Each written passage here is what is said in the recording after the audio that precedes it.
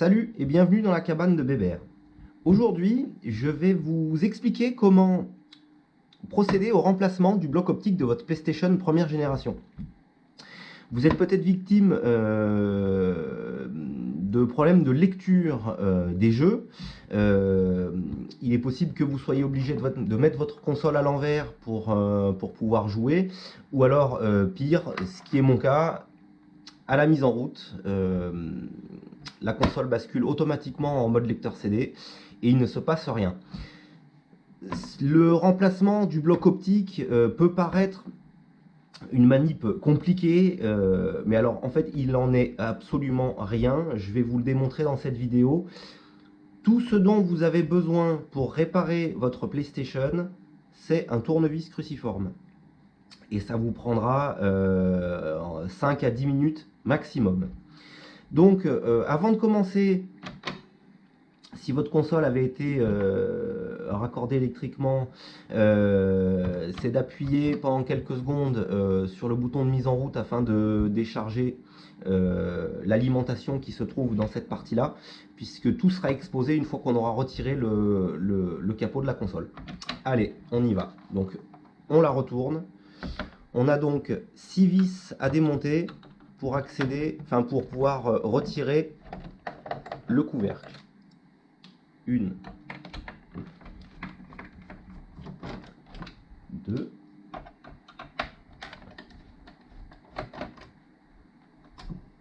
3,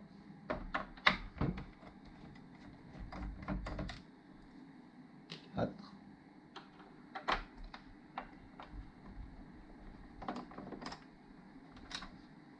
5 et 6. Donc si comme moi vous avez une version 7502, retirez pendant que vous y êtes le petit cache pour l'extension bay, puisque au moment où vous allez le séparer, il risque de foutre le camp. Donc là, toutes les vis ont été retirées, on représente la console à l'endroit, on chope sur les côtés et ça vient tout seul. Si vous aviez un jeu à l'intérieur au moment où vous attaquez la procédure, il faudra le retirer, parce que sinon vous ne pourrez pas l'enlever. Voilà. Donc cette console, bon, je l'ai achetée d'occasion, elle a dû être stockée dans un environnement assez humide parce que j'en ai rarement vu d'aussi oxydé, notamment là sur cette plaque. Normalement, c'est pas censé présenter de traces d'oxydation comme c'est le cas ici. Donc une différence peut-être par rapport à votre PlayStation à vous, c'est la présence de ce composant là en fait qui a été installé par l'ancien propriétaire de la console.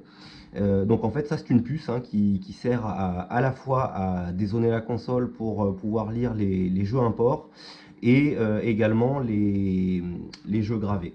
Voilà, donc il est possible, si vous avez acheté votre console neuve et que vous ne l'avez jamais fait modifier, il est très possible que cette petite puce là vous ne l'ayez pas. Mais bon, ça ne change absolument rien à la procédure de remplacement du bloc optique. Donc moi j'avais déjà démonté une première fois la console pour noter le numéro du bloc optique qui est noté ici. KSM 440 AEM dans mon cas. Après il existe 3 modèles de blocs optiques différents. Donc avant de commander votre bloc optique de remplacement, pensez, 6 vis, en 5 minutes c'est fait, pensez à vérifier le numéro afin de commander le bon. Voilà. Donc vous avez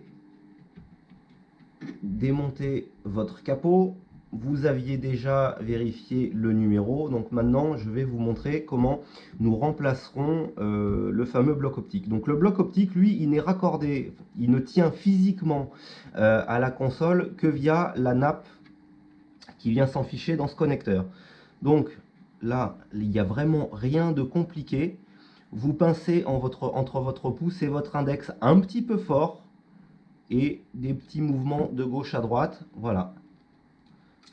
il n'y avait absolument rien de sorcier. Donc bon, là on voit que sur ma nappe, il y a eu des traces d'oxydation, c'était vraiment dégueulasse. Et du coup, c'est facilement compréhensible que la console soit incapable de lire les jeux. Donc ici, c'est le petit cordon qui sert en fait à l'alimentation du moteur, hein. Donc là, c'est pareil, hein, vous pincez bien à la base.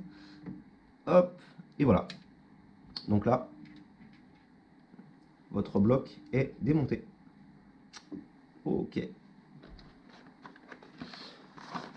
On va ouvrir le bloc neuf. Donc je vous mettrai le lien vers la boutique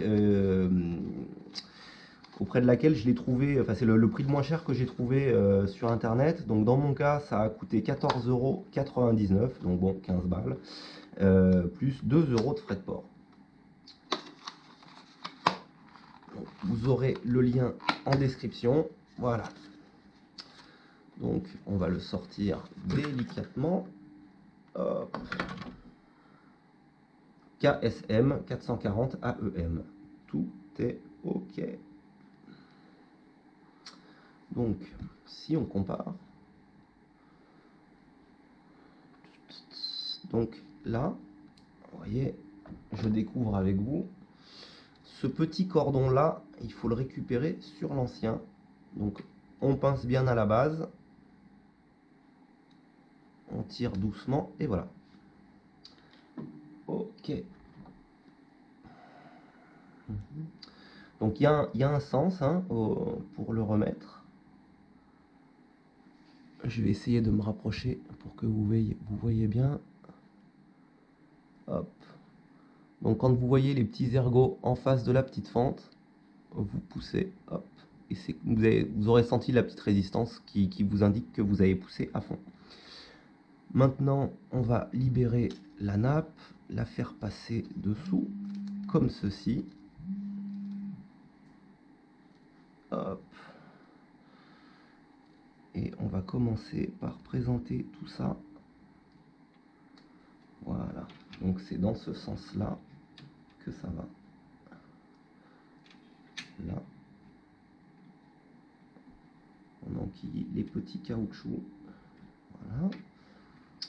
On va raccorder notre petit cordon ici. Donc si ça force, hein, n'insistez pas, c'est que en fait la prise est juste dans le mauvais sens. Hein. Et maintenant, on enfiche la nappe dans le connecteur. Voilà, c'est fini.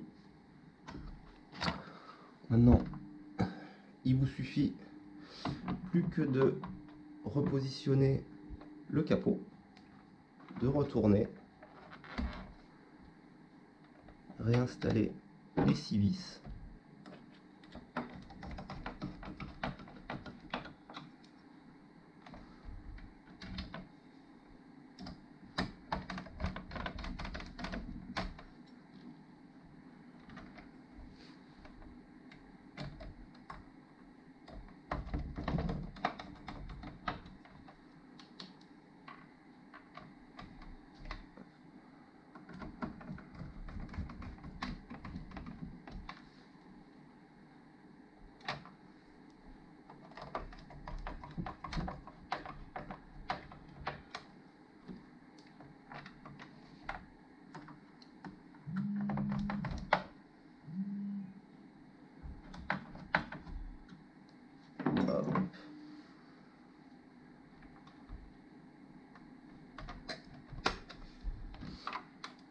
Voilà, c'est terminé.